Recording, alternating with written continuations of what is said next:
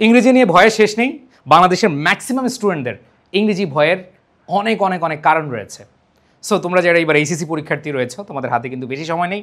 So এই মুহূর্তে এসে তোমরা অনেকেই জানতে চাইছো ভাই এখন কিভাবে আসলে আমি ইংলিশ গ্রামারের এবং রাইটিং পার্টের বিষয়গুলো শেষ করব। সো তোমরা কিভাবে আসলে খুব সহজে খুব কম সময়ে কিভাবে তোমরা গ্রামার পার্ট এবং রাইটিং পার্ট শেষ করতে পারবা, এই জন্য আমি 3 থেকে 4 মিনিটের কিছু গাইডলাইন দিব। আসো তোমাদের বলি যে এটা নিনজা টেকনিক দেখে তোমরা হয়তো অবাক হচ্ছ, আসলে নিনজা টেকনিক তোমাদেরকে দেখাবো, কোনো সমস্যা নেই। ইংরেজি গ্রামার এবং রাইটিং পার্ট শেষ করবা কিভাবে খুব কম সময়ে, সেটার জন্য একটা প্ল্যান দরকার। সেটার জন্য কি দরকার? প্ল্যান দরকার। দেখো যারা এসএসসি রয়েছে বা এসএসসি 25 রয়েছে তোমাদের জানো যে তোমাদের হচ্ছে শর্ট সিলেবাস এবং গ্রামারে তোমাদের 9টা টপিক।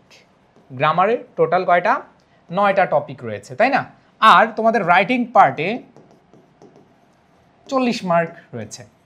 সো রাইটিং পার্টে 40 মার্কের মধ্যে 2টা প্যারাগ্রাফ আসে আর লেটার আসে। সো এই 3টা জিনিস তোমাদের। এখন কথা হলো যে ভাইয়া কম সময় কিভাবে আসলে প্রস্তুতি নিব। দেখো তোমরা যদি ইংলিশ সেকেন্ড পেপারের গ্রামার পার্ট এবং রাইটিং পার্টে কম সময় আয়ত্ত করতে চাও তাহলে তোমাকে প্রথমত যেই কাজটা করতে হবে, ধরো তোমার হাতে আছে 50 দিন। কতদিন? 50 দিন। তাহলে এই 50 দিন যদি থাকে, এই 50 দিনের রিভিশন দিতে পারবা তুমি মিনিমাম 2বার। কিভাবে? তুমি আগে রাইটিং পার্টটাকে ফলো করো।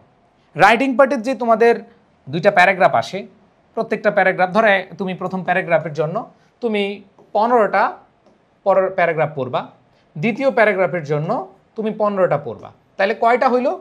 30টা হইল। এখন এই 30টা তুমি কিভাবে পড়বা? এই 30টা পড়ার জন্য তুমি একটা প্ল্যান সাজিয়ে ফেলো যে 50 দিনের ভিতরে প্রতিদিন একটা করে, প্রতিদিন কি একটা করে তুমি, এগুলো কিন্তু ইম্পর্টেন্টগুলা, মানে সাজেশন আকারে। যারা আমার ক্লাস করো তোমাদের অলরেডি সাজেশন দেওয়া আছে, সেখান থেকে তুমি আইডেন্টিফাই করো যে আমি প্রতিদিন একটা করে প্যারাগ্রাফ পড়বো। তাই দেখো এখান থেকে একটা, এখান থেকে একটা, তার মানে তোমার 15 দিন সময় লাগবে। কতদিন সময় লাগবে? 15 দিন সময় লাগবে। আমি রাইটিং পার্ট নিয়ে তোমাদের জাস্ট হচ্ছে একটু আলোচনা করছি। এরপর দেখো তোমার লেটার, এই যে লেটার আছে, এই লেটার তোমার সর্বোচ্চ আমি দিয়েছি মাত্র 7-8টা মনে হয়, ধরো তোমার সর্বোচ্চ লাগবে হচ্ছে ধরো 15টা। তো এটাও তুমি 15 দিনে শেষ করতে পারবা। তাইলে এইখানে আসো, তোমার কিন্তু 50 দিন হাতে আছে, কিন্তু 15 দিনে প্রতিদিন যদি একটা একটা করে তুমি লিখো, তুমি সুন্দরভাবে দেখে দেখে লিখো, কোনো প্রবলেম নাই, তার মানে তোমার 15 দিনে শেষ। এবার আসো 3, 15, 45, তুমি 3বার কিন্তু রিভিশন দিতে পারছো। এখন তোমার মাথায় নিতে হবে যে আমি যে সময়টুকু পাচ্ছি এই সময়টুকুতে আমি প্রতিদিনই আমার এই পড়াটা পড়বো।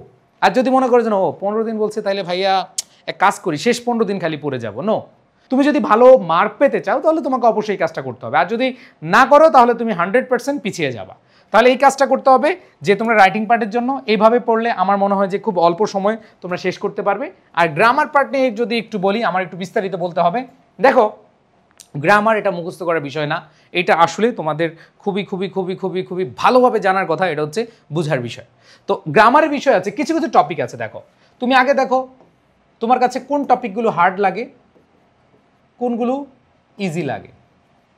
যেগুলো ইজি লাগে সেগুলো লিখো, যেমন স্পেশাল ওয়ার্ডস অ্যান্ড ফ্রেজ, এটা তোমার ইজি, তাহলে এটা তুমি ইজিতে রাখো।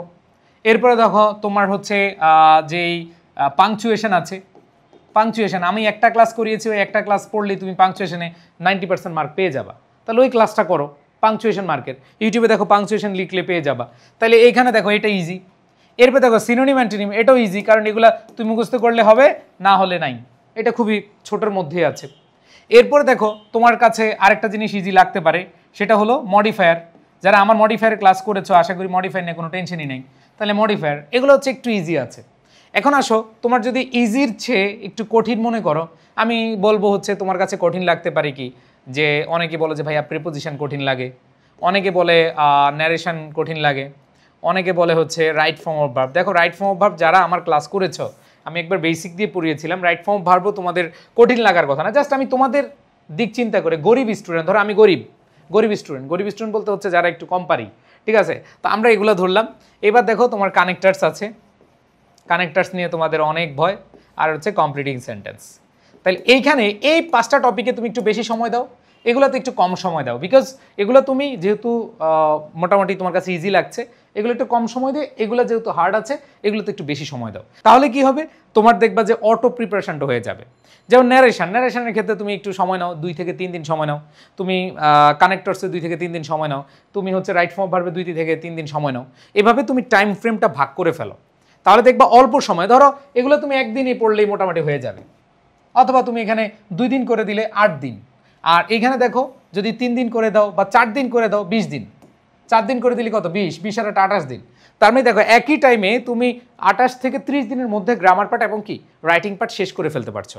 সো এক একজনের স্টাইল এক এক রকম, বাট আমি বলবো এগুলো মাথায় রেখে তুমি তোমার মতো করে সাজিয়ে ফেলো, তাইলে তোমার গ্রামার পার্ট এবং রাইটিং পার্ট দুইটাই শেষ হয়ে যাবে। আবার আমাদের একটা ভ্রান্ত ধারণা রয়েছে, ভাইয়া আগে গ্রামার পার্ট সব শেষ করি এরপর রাইটিং পার্ট পড়বো। না, তোমরা প্রতিদিন দেখে দেখে হলেও, যে কোনো বই থেকে দেখে দেখে হলেও তোমরা শেষ করবা। তোমরা অনেকে আমার সিউস A+ বইটা অলরেডি নিয়েছো, সো শিউর A+ বইতেও তোমাদের এইভাবে সুন্দরভাবে যেগুলো ইম্পর্টেন্ট টেকনিক আছে, একবার প্রত্যেকটা টপিকের টেকনিকগুলো আছে রাইটিং পার্টের, সেই টেকনিকগুলো ফলো করলেও তুমি ভালো একটা মার্ক পাবা। সো এখানে তোমার টার্গেট নিতে হবে, তোমার হাতে যে টাইম আছে সেই টাইম ফ্রেমের মধ্যে রেখেই কোন টপিক কেমন হার্ড লাগতেছে কেমন ইজি লাগতেছে সেটা অনুযায়ী করলে তোমার হয়ে যাবে ইনশাল্লাহ। আর তোমরা যারা ACC প্রিপারেশন নিচ্ছ আমাদের সাথে, তাদের তো আর কোনো চিন্তাই নেই, আমাদের ফুল ফ্রিতে আমরা ACC প্রিপারেশনটা নিয়ে দিচ্ছি এবং অ্যাডমিশন কোর্সটা তোমরা পেয়ে যাচ্ছ। তার মানে অ্যাডমিশন কোর্স করলে তোমাদের ACC প্রি অ্যাডমিশন হয়ে যাচ্ছে। সো এইভাবেই তোমাদের প্রস্তুতি নিতে হবে। আশা করি তোমরা বুঝতে পেরেছো। এই সময়গুলোতে তোমরা অনেক অনেক বেশি এফোর্ট দাও, অনেক ভালোভাবে কাজে লাগাও, তাহলে ভালো করতে পারবে। সবাই ভালো থাকবে, সুস্থ থাকবে, সকলের প্রতি শুভকামনা। আল্লাহ হাফেজ, আসসালামু আলাইকুম।